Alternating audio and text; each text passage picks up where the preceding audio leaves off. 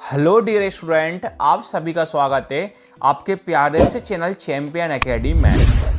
आज की वीडियो में अपन सीखने वाले हैं भिन्न का भाग करना सीखें। ध्यान से मेरी पूरी वीडियो को देखना, छोटा टॉपिक है, इंपॉर्टेंट टॉपिक है। अगर पूरी वीडियो को देख लोगे तो आपको कभी भी डाउट नहीं होगा भिन्न के भाग में। देखिए आपके पास प्रश्न क्या है, 3/2 भाग करना है 9/4, भाग करना 27/8, भाग करना 9/4। इस वाले प्रश्न में हम क्या फंस जाते हैं। अब मैं आपको तरीका समझाऊंगा किस तरह से करना है। हमेशा ध्यान रखना, जब भी आपको कभी भाग दिखाई दे, तो बेटा भाग को पहले गुणा में बदल दो। किससे बदल दो बेटा? गुणा में। तो गुणा में कैसे बदलेंगे, ध्यान से देखिए। पहले कौन लिखा? 3/2, तो 3/2 बेटा आप सेम लिखिए। अब बेटा भाग है ना, इस भाग को बेटा कौन लिख दो? गुणा। भाग की जगह बेटा कौन लिख देते हैं? गुणा। अब जो बेटा संख्या होती, संख्या पलट देते हैं, इसको कहते हैं व्युत्क्रम। रूल्स होता है बेटा मैथ्स में, भाग की कौन लिख दो? गुणा। जो संख्या बाद में उसको बेटा पलट दो। 9/4 है बेटा, तो बेटा 9/4 का उल्टा कौन होगा हमारे पास? 4/9। तो बेटा कौन लिख देंगे? 4/9। अब दोबारा बेटा कौन है? भाग है, तो बेटा भाग की कौन लिख दोगे? गुणा। 27/8 है, 27/8 का उल्टा कर दो बेटा। 27/8 का उल्टा कितना होता है? 8/27 लिख दिया आपने। अब दोबारा बेटा भाग है, तो भाग की कौन लिख दो बेटा? गुणा लिख दो। 9/4 है, तो बेटा 9/4 का उल्टा कितना हो जाएगा? 4/9 हो जाएगा। तो बेटा आपने सबसे पहले काम क्या करा? सबसे पहले काम ये करा, भाग को आपने गुणा में बदल दिया। क्या करा बेटा? भाग को हम गुणा में बदल दिया। अब बेटा गुणा करने पर एक कंडीशन होती है बेटा। तो गुणा करने में कंडीशन क्या होती है बेटा? कभी भी आप ऊपर की संख्या ऊपर कभी भी नहीं काट सकते और नीचे की संख्या नीचे नहीं काट सकते।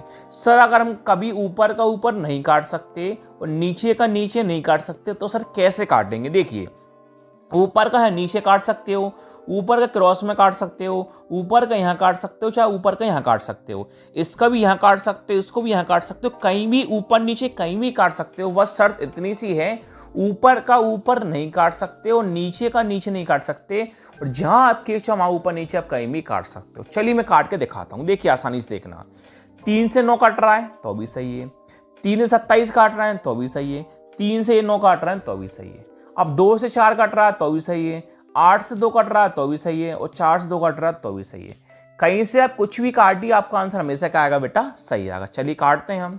देखिए बेटा 3 के पाड़े में 9 कितनी बार में आता है? 3 बार में, कोई दिक्कत नहीं। अब 2 से काट लेते हैं बेटा। 2 के पाड़े में 4 कितनी बार में आता है? 2 बार में। अब बेटा ऊपर कौन बचा? 2 इंटू 8 इंटू कौन बचा बेटा? 4। नीचे कौन है? 3, 27 और कौन बचा बेटा? 9।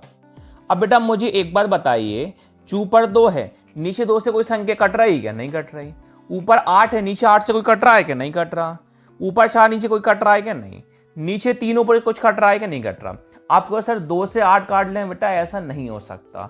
मैंने आपको अभी समझाया था, ऊपर का ऊपर नहीं काट सकते और नीचे का नीचे नहीं काट सकते। सर अगर संख्या नहीं कट रही तो क्या करें? तो बेटा ऊपर की संख्या ऊपर गुणा कर दो, नीचे संख्या नीचे गुणा कर दो। गुणा कैसे करते हैं ध्यान से देखिए। पहले 2 का इंटू 8 में करो, 2 इंटू 8 कितना होता है? 16। अब 16 का इंटू 4 में करना, 16 इंटू 4 कितना होता है बेटा? 64 हो जाता है, कोई दिक्कत नहीं।